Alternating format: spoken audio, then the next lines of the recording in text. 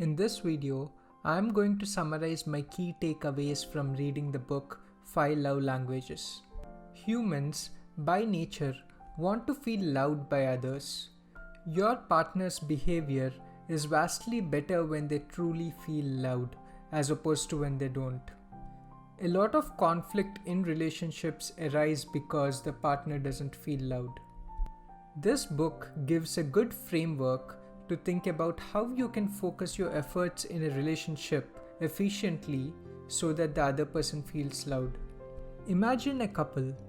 The husband works really hard because he loves his wife and wants to ensure a good life for the both of them. The wife feels that her husband doesn't love her because in her mind he spends too much time working. The problem in this dynamic is that the husband does not understand his wife's love language. Specifically, his wife cares more about the quality of time they spend together rather than the quality of life he's providing for her. The framework proposed by the author in this book helps us think more clearly about these kinds of conflicts and how to resolve them. People have varying emotional needs. The author chunks these needs, which make people feel loved, into 5 broad classes, calling them the 5 love languages.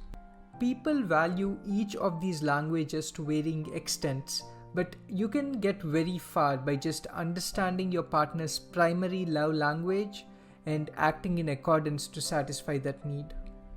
All the effort that you put into the relationship that is not in line with the dominant love language of your spouse is wasted energy because that doesn't make your spouse feel loved. Let us now take a brief look at each of the love languages.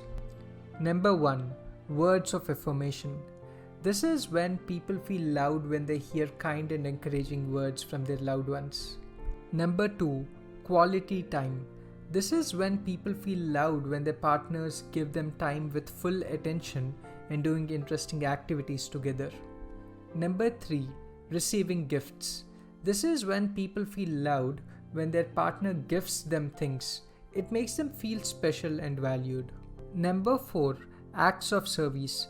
This is when people feel loved when their partners take more responsibility of the daily chores and other things that need to be done. Number 5. Physical touch. This is when people feel loved when their partner holds hands, hugs, or kisses them. Now, how can you find your primary love language? Some people already know it by default, but if you don't, try taking the love language quiz at 5lovelanguages.com. If it's still not clear after, answering questions such as what does your spouse do or fail to do that hurts you most deeply, or what have you most often requested of your spouse, or in what way do you regularly express love to your spouse will give you a more clear picture. Now that you know your partner's love language, you need to focus your efforts into the relationship accordingly. For example, if your partner's love language is words of affirmation, saying things like, "I really appreciate that you cooked for me in the morning. It makes me feel grateful to have you as my spouse," or "You're looking very sharp and pretty today," goes a long way. If it's quality time, give them your full undivided attention and listen to their thoughts, feelings, plans, insecurities, etc. without any judgment. Don't make suggestions or try to fix problems that they share unless they specifically ask for it. If their language is receiving gifts, give them a gift often, a book, a card, flowers, whatever they appreciate. If it's acts of service, help them out with chores at home, cook a meal, clean the house, or anything else that they would appreciate.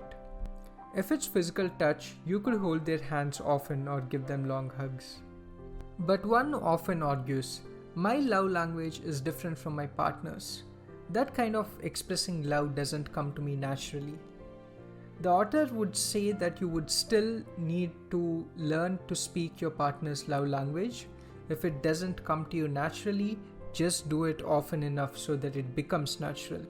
This is how you can build long-lasting and easy living relationships. And having these kinds of relationships would make everything else in life easier for you. You can also specifically ask them What actions of mine make you feel the most loved and start doing more of them? What if your partner is angry at something that you feel is unreasonable? Saying you're being unreasonable makes things worse. Instead, say, "It sounds like this action is extremely important to you. Can you explain why?" First, try to understand their perspective completely and then summarize it accurately and let that opinion stay. You can always respond when the temperature cools down and everyone is calmer. The author concludes by saying, "We all come into a relationship with our own biases. When the emotional needs of people are met, it leads to a more productive climate of collaboration, understanding, and supporting each other. Put in the work to learn and act on your spouse's love language, and navigating the relationship will become a lot easier."